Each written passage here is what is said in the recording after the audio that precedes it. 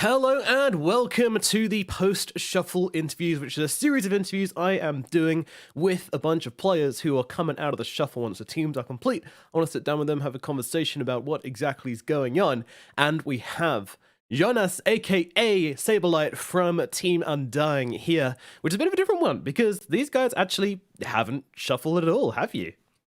No, we decided to stay as we were the last season because you can't improve perfection. No, you cannot, sir. No, you cannot. Firstly, let's address the elephant in the room. What do you think of my mustache? You can be honest. I like it. It makes you look older and more mature. A Yeah, bit creepy, but it's fine. there we It's go. like I only knew it was coming. slightly. It is for charity. I'm raising money for a mental health charity called Mind. And if anyone wants to donate, for every £10 donated, I'm going to be keeping it for an extra day, and that'll be through broadcast and everything. So there'll be a link in the description.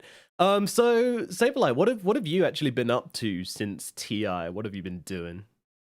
So yeah, I returned. I was like tired of playing Dota, right? Because we were bootcamping for a month, and I was just like playing all the time, which I don't usually do. I usually like take breaks.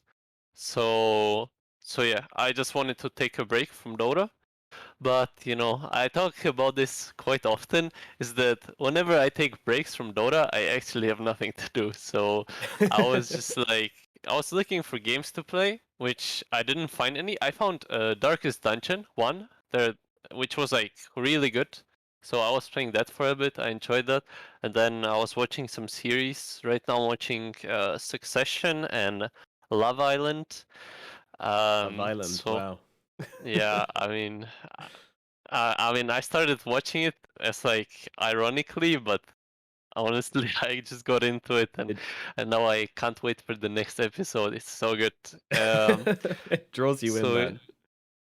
so yeah, I was doing that. I was looking for a girlfriend. I mean, there's a meme, in my team that I need a girlfriend, but I gave it a shot, and honestly, right now, I'm kind of done. It's like, I send it right now. The eternal quest. It's like it's very tiring. I mean, So she I'm she just could be glad. watching this interview, Saberlight. She could be watching right now. I mean, what would you have to say? Sell yourself in a couple of sentences to that one lady out there.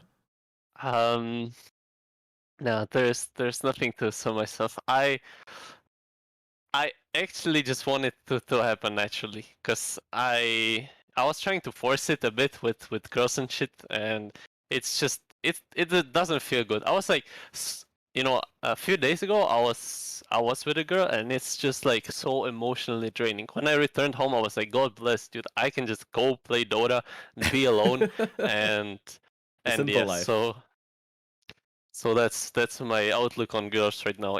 It's probably gonna change in the future, but yeah, that's All that. right, temporarily on hold. Former queue, ladies, former queue. Have you watched any League or CS:GO? Because I mean, both of their finals were over this past week. Any interest in those at all? I missed the CS:GO major sadly, because I only saw tweets, and I was sad that I missed it, because I'm sure that was a lot of fun. I didn't watch League as well, but I did play League. I was like trying out League, and no, it's not as good as Dota, but my Akali or whatever, it's called something like that. I have one champ which I'm like really good at in League. Fair enough. Well, we might edit that out in post. We don't want to turn your fans against you after all. So I mean, with you and obviously ranked Dota, there was a point where you were rank 1 in EU, which was very impressive. A lot of analysts and casters and stuff talk about the difference between being a good pub player and being a good competitive player. But like from a player's perspective, what does it actually mean to be rank 1? What does it mean to be top of the leaderboard?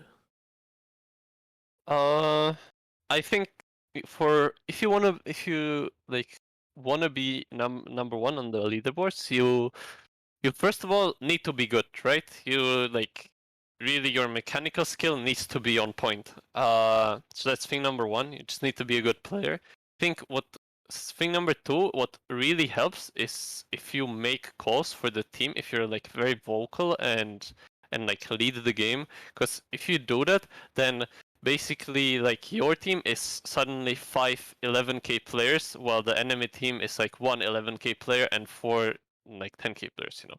So I think like when I was rank 1, I was doing that quite a lot. I was like making calls and stuff like that. But it's, I don't know, it's like it's very draining to like do that every single game.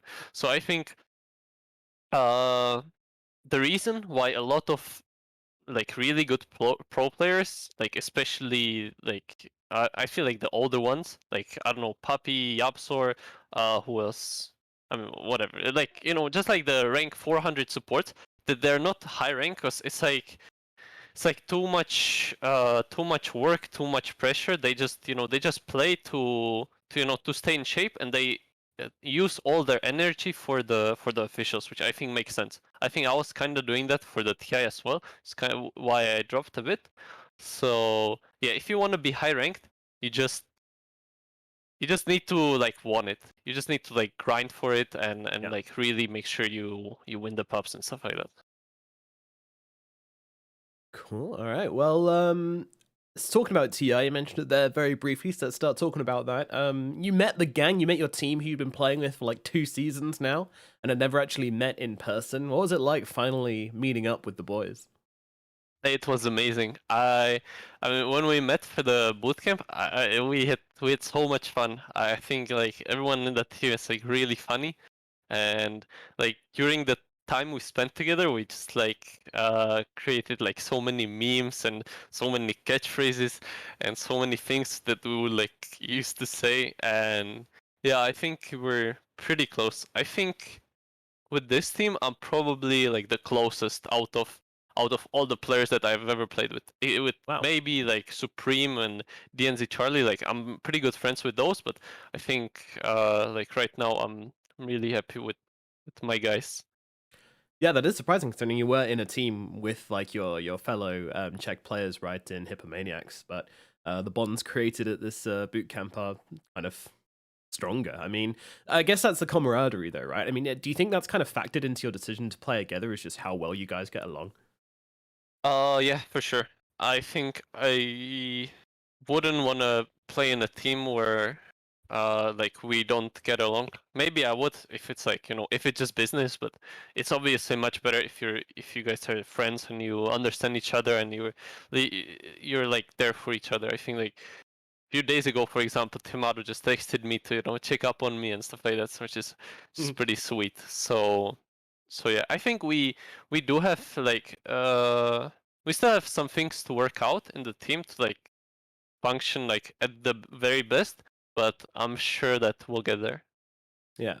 Jeez, sounds like I want to be on Team Undying. Sounds like fun. So talking about them individually, is MoonMeander as much of a hype beast as he appears from his like social media presences and interviews and such? Uh, well, he used to be much more like energetic and hype. I would say that these days he's like very calm, very mature, Oh. very captainy. He needs to be the role model for the entire team. But when it comes down to boosting the morale or like giving us speeches, then I think he's the MoonMeander that everyone knows. Did that come out at TI then? Was Hype Beast Moon Meander something you guys relied upon a bit for, especially that EG series, right? When you're against the wall, kind of. Yeah, I think his speeches they did a lot, and like his leadership for sure. That's awesome. That's awesome. What were the team discussions like in the boot camp before TI actually started? Was it very analytical, or were you talking about the mental game as well, or was it just kind of only talking about like the analytical side of Dota? Uh, I mean, most of the talks were just analytical, just like trying to improve each other in at Dota. But I had a lot of talks with Dubu, with Febby, and with Moon, just like about how even with Timado, how it feels like to play TI. Moon would Yeah. always like talk about how all the teams at TI are actually like playing kind of bad in comparison to like how they normally play because it's just like so much pressure. So it's mainly just like the mind games. So he was trying to prepare me for that, And yeah, I felt like I don't really have issues with pressure, but when we played the Fnatic series, I think I crumbled as well. So hopefully it's gonna be better in the future. Was that how you imagined it then, playing on the main stage? Uh, yeah, I mean, I wasn't. Yeah, there was like, this is kind of how I thought it would feel like. I was kind of hoping for more fans, you know, but Of course. that's life. But yeah, I think it's just. I mean, the playing on the stage is honestly not the scary part. It's just like if you lose that game, you're out of TI. That's like where the pressure comes from. So I think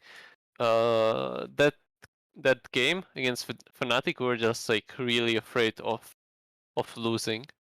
So we're playing basically like let's try to not make mistakes and let's hope that they do make mistakes instead of playing Yeah. like, you know, let's fuck them up. You know, we're better teams, so let's just run them over. So, I mean, do you feel like the mentality coming into it was wrong, or do you feel like that was the right thing to do? Uh, I mean, with the draft we had, I think that's like the only thing we could do because we had Naga, which is like a slow hero, with Night Stalker, which is also slow. Uh, so I think it was. I mean, we shouldn't be afraid, like no matter what. But Yeah. so I would, if I were like, if I went back in time, I would just like that's the thing that I would change. It's just like not being so afraid, being like more hyped, being more excited, playing more to win. A lot of people, a lot of the armchair analysts came out and criticized the Naga Siren pickup after that game. Did you guys give that any weight, or were you just kind of talking about other stuff? Or, I mean, what was the team's discussion after that game? Uh, I mean, after that game, we just kind of accepted the loss, you know. Yeah. Everyone, we just like we're dealing with that. Uh, but yeah, afterwards, like the following days, we're talking about it. I think what we would change in the draft is pick Troll instead of Naga, and I also wanted to Okay. play Pango instead of Night Stalker because the clock 5 can't really touch Pango. So yeah. Yeah, a couple of changes in hindsight. You mentioned very briefly what happened immediately after that match. Can you give us any insight into what the conversation was actually like immediately following that elimination? What did you say as a team? Did you just go your separate ways, or did you talk it out? Well, right after we lost, I think, like while we're still in the booth, I think Moon stepped up and said something like, you know, happens, guys. I'm still really proud of you. I think we made a good showing. It was like, you know, it was really positive, so no one had to like feel like guilty for losing that game. So I think that was really nice. Then then we didn't really talk much. We were like, you know, just coping with it. And there wasn't ever a point where we would say, you know, I'm fucking done with this team, get me out. We're just you know, thinking about what to do, like what's the next step, Yeah, if it makes sense to like continue together, which we kind of agree that it does, yeah. and stuff like that. So during the time after TI, to your knowledge, did you or anyone else in the team have another offer that they turned down in order to stay with Undying? Oh yeah, we got a lot of offers from different teams. I don't know if I probably can't say like No, which you don't. teams, You don't have to say exactly but which teams. Fine. yeah, but I think Timado got offer from someone that I know of. I Hmm. think I don't know if Moon, Dubu, or Bryle got any offers, but I'm assuming they did. Yeah. Uh, and yeah, I got like I got like 3 offers from different Wow. teams, but they were all uh like, you know, it's like worse teams than we are in Undying. Okay. So Okay. I I mean, also after we lost and we were having these talks, I was just like trying to be as transparent as possible. I was saying like, if there is an opportunity for me to play in EU, uh, I would think about it because it's kind of hard to play from Europe to NA because Yeah, like of with the course. ping and with the time Practically. zones. I was always like thinking that I was just like gonna hype it. I'll do it, for one season, see where it gets me. It got me to TI, so I'm really happy about it. But doing it like long time, I'm just worried about my health, because going to sleep at like 6 for a few months, whatever. Fuck it. I'm young, but Yeah. doing it for like next 3 years, I'm just worried. So yeah, Yeah. I was thinking about like going back to EU, but I just like the guys too much, and I think NA is it's too advantageous to play in NA. So Yeah. Yeah. yeah. There's a lot of opportunities for sure. Will you consider moving to NA? If you guys pick up sponsors or, just regardless, is there any chance you'll move there? Yeah, hopefully. Hopefully. If we manage to get an orc for this DPC season, the plan is that most likely only me, maybe Timado, are gonna bootcamp there for the DPC seasons. So like I'll just go there for a month and a half, Okay. and then probably just like go back to Czech Republic in the meantime. Yep. Uh, yeah. Then go to the There were major and win that, right? Yeah, go Yeah, to of course. majors, obviously, stuff like that. So I don't think I'm gonna move to NA like full time, but I think I might go there for the month or something. We're also talking about that I would like live with Moon for the DPC, that he has like a spare apartment, so I would just go there. But I don't know, it's kind of hard to logistically to do that. So I think if we don't get an orc, then I'm probably just gonna keep playing from here and hope for the best. All right. Well, final question from me then, and that's actually going to be about Quincy Crew. What do you think of their new lineup? What do you think of their changes? So they replaced They've MSS got with Milan, they've got SVG Kezu, with Ponno, yeah, and they've got Ponlo as well. Yeah. and Kezu with Lelis. Uh, I mean they're less scary for sure, because first of all, the SVG and MSS, they played together for like 2 years or something, and like Quincy Crew as a whole, they were also playing together for a long time. I was also playing like with that iteration of Quincy Crew. I was playing with them like last year, Yep. and I know how good they were. I think Lelis was like maybe even like a better player than me in that team. So like after they replaced me with Lelis, I knew that that team is like really good.